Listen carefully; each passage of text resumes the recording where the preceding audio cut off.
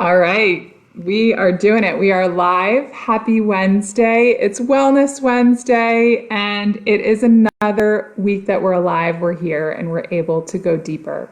My name is Lauren Baptiste. I am an executive wellness coach and founder of Akaloa Wellness. I am always excited to share with you because in this time of uncertainty, there's always something we can ground down on. There's always something that we can focus our mind on. Because the reality is we're focusing on something, whether we're focusing on the news, overwhelm, what's going on in our neighborhoods, right? There is something to focus on. And it's not to say it's not important, but how I'm using my time and where I'm putting my energy is either going to reciprocate or even give me more, or it might deplete me and make me feel tired or lethargic or confused. And so it's totally normal in this time of this pandemic, but it is Wellness Wednesday, so we break out of that. And so this week, this session, this module is all about adrenal health. And so we're focusing on adrenal health is because that is where a lot of our stress lives. Now, if you're new to hanging out with me, if you haven't managed your stress, there's a good chance that your life is feeling a little bit off. So just a little bit more about me. My firm, Akaloa Wellness, empowers, equips hardworking, ambitious, kick-ass women with the tools, the techniques, and the mindset shifts to be successful in today's working environment. So my firm works with organizations, individuals to really work through the effects of stress. And this time of COVID-19 is no different. Welcome, Christy. So good to have you. And so we're talking about adrenal fatigue. And so our last episode or our last session together, we focused on adrenal fatigue, overcoming it through exercise. Today, we're talking about overcoming it through lifestyle. And then next week, we're talking about overcoming it through sleep. And so for some of you who are wondering, why are you spending a month talking about adrenal fatigue? Well, I'll tell you why. Adrenal fatigue is where your stress lives. So the adrenals, if you've heard of the renal system, that's your kidney and your urine function. The adrenals sit right on top of your kidneys. So that is the place where we are holding a lot of stress. So if anyone experiences a lot of lower back pain, it could be part of it. And we can talk about that in a whole other episode about why that is correlated there. But right now, just the focus and understanding that in these little tiny glands, hormonal glands, we excrete a hormone called cortisol. Now, this is your fight or flight, your survival hormone. This is really important as we're trying to work through deadlines, accomplishments, just the things that help us really feel accomplished in life. But it's also our survival instinct, knowing what to do in the time of a crisis, knowing how to, you'll see and hear of incredible stories where people will jump into burning cars and pull out people just because of adrenaline and cortisol. And both of these live in your adrenals. Both of these affect your stress, and we're gonna learn to overcome that. And so one thing that I wanna leave you with before we start to learn into how to break through it is that a stressful event, just to draw out the pattern, a stressful event triggers your adrenals. Your adrenals then start to shoot out hormones of cortisol and adrenaline, which start to run through the blood. And so as you're in that moment of fight or flight, you want cortisol. But the thing is, if it happens and you have cortisol running through your blood, meeting after meeting, email after email, event after event, then all of a sudden our stresses are being abused and it's being heightened. And that has the effect on the size of our brain even. It has the effect of how we handle stress. It has a lot of effect of how we show up for our families, for our professions. So it's really important to understand our stress and how we can start to work through it. And so today, when we're talking about lifestyle, it's really important that we're thinking of a couple of things. And so a lot of times when we think of lifestyle, it just is like how I spend my weekends. But the reality is lifestyle is something that shows up for us every single day. Whether we do something or whether we don't do something participates in our health. So if you start to eat a piece of cake for breakfast every day, you'll notice an effect. One day it might not do much, but day over day over day, you may start to feel the effect of maybe weight gain, maybe your blood sugar spikes, right? And so the idea when we're thinking of lifestyle is how can we apply simple principles that can help us feel great for the long run? And so that's what I'm offering today. We're not going to talk about how to reinvent our life in this time as we're managing kids and maybe even financial losses and other hardships, right? We don't have time for that. But what we do need to make time for are the little tweaks that we can invite into our life to help us feel better. So at any point while you're here, and welcome Gail, I saw you joined, if you have any questions or anything you want to add, feel free to add it, chat it, and I'm happy to answer any of your questions. But let's get into it right now. And so I will give you a couple of things that you can start to invite into your life right now to feel better. And so let's just start with the breath. This is a really easy thing because we breathe 23,000 times a day. A lot of the time it's not fully focused and conscious, but I want to show you one breathing technique that can help you calm down.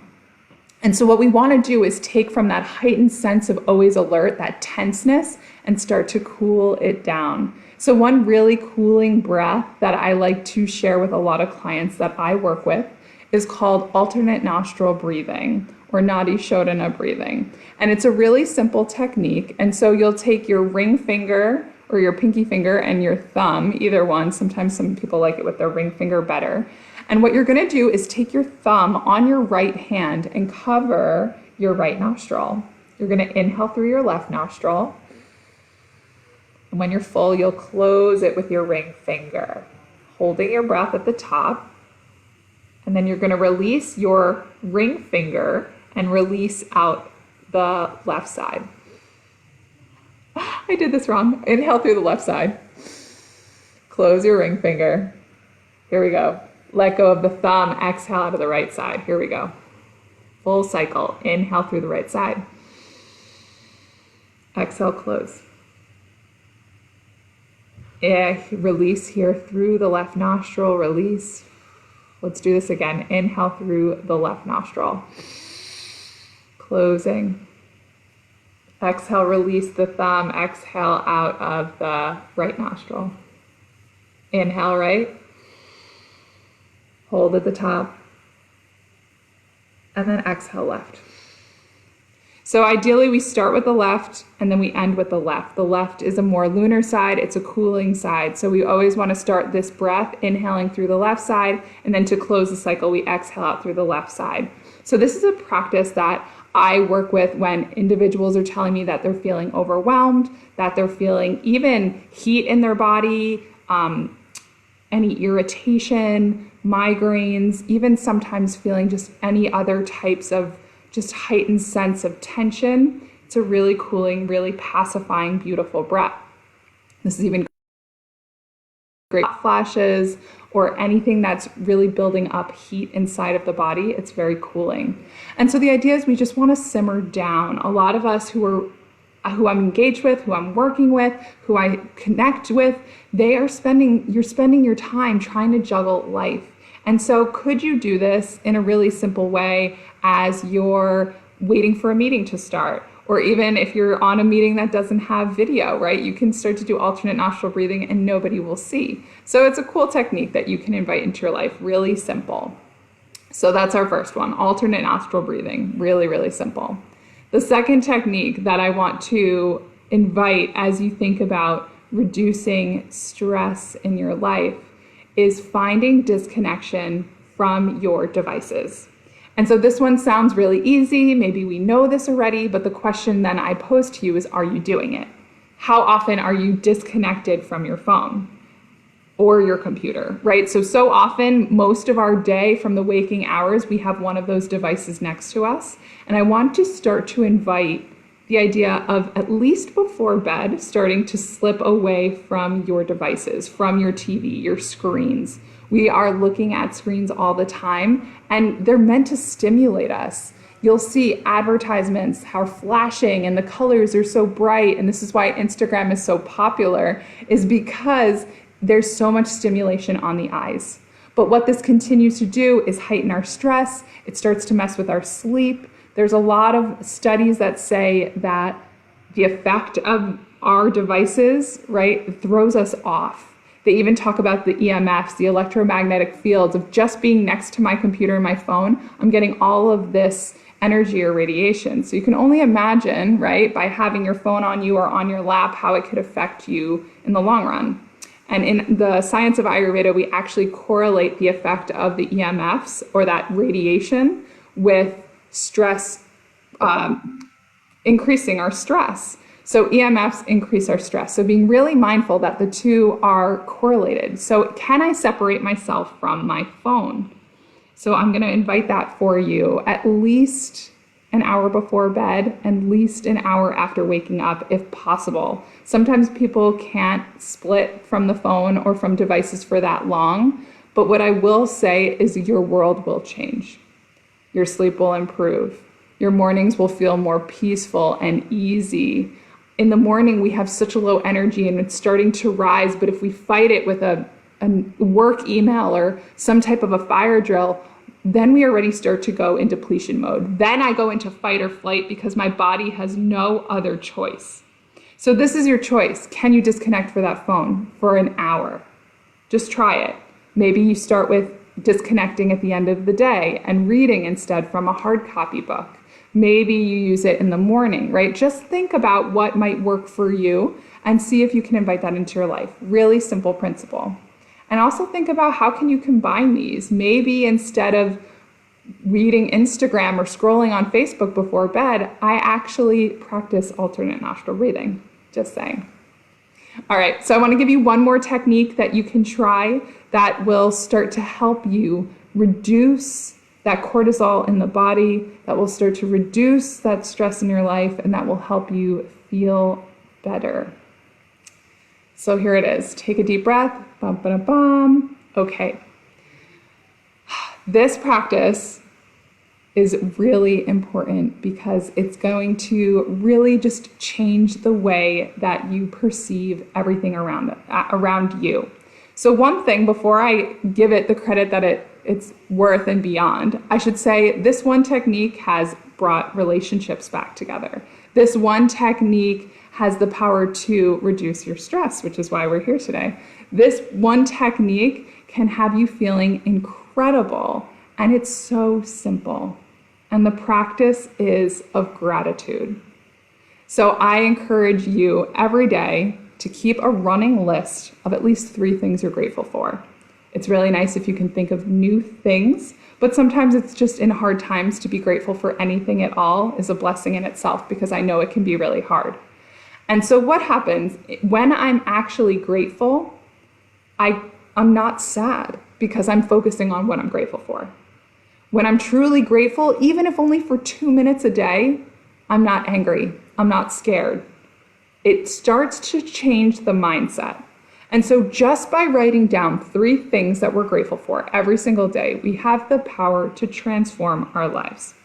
And so the science of Ayurveda talks about how we're perceiving things and how it affects our health.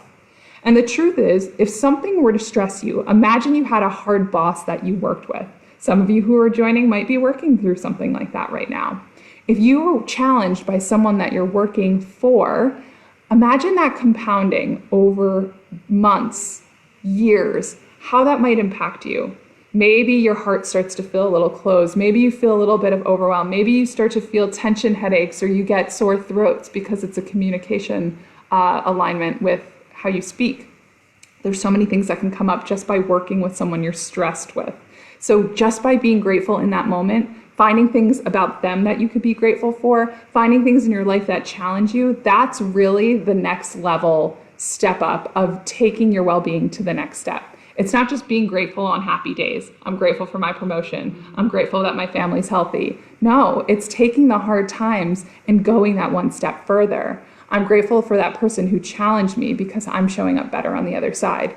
I'm grateful that although I'm dealing with these circumstances, that I still have XYZ. So I really challenge you in these times of trouble that can feel really hard to invite things that are soft, to invite things that are cooling, that are just give you that nourishment that you need right now.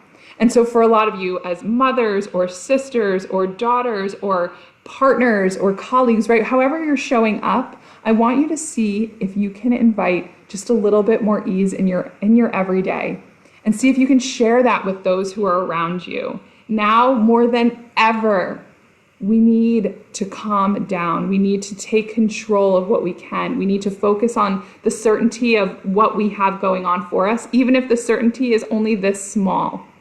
So I want to invite you to revisit these 3 techniques that we talked about today.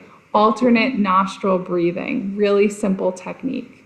The second technique, I'm losing my, I'm forgetting the second technique right now, but it'll come back to me. And then the third technique, obviously, of just starting to, disconnecting from our devices. Yes, thank you, Emily. Awesome. Disconnecting from devices an hour before and after bed. And then the third technique of being grateful. To be honest, these things are not different than every single day of your life. You can breathe for 5 minutes as you're doing something else. You can be grateful while you're waiting before bed. You can, or while you're waiting for someone to come out of the bathroom so you can go next, or while you're waiting in line to buy toilet paper, right? You can do these things if you make that conscious decision. So as we continue this wellness tribe, this Thrive tribe, where we get bigger and stronger and more empowered every week, let's continue to rely on each other and depend on each other and be accountable for each other to show up as the best version of ourselves right now. And for those that are going through a really hard time, know that even just listening to positive things is making all of the difference. So even if you can't put these things into action right now because life is feeling really hard, I feel you. Just keep listening to positive things. Keep hoping. Hope turns into positivity and optimism. And so that's the key. My name is Lauren Baptiste. This is Wellness Wednesday, mini masterclasses that I share, little bits that you can take into your life that we discuss every single week. Next week, in terms of adrenal health, we're focusing on sleep, how you can sleep better, how you can feel better, and again, how it reduces your stress in the long run. If you have any questions, don't hesitate to reach out. My email is lauren@akaloawellness.com. It is a pleasure, a blessing to be with each of you today. I hope you found this insightful and helpful. If you feel that you want to share this, go ahead and do that. If you want to connect with me, let's do it. Have a beautiful rest of your day and week, and I will catch you next Wednesday. Take care.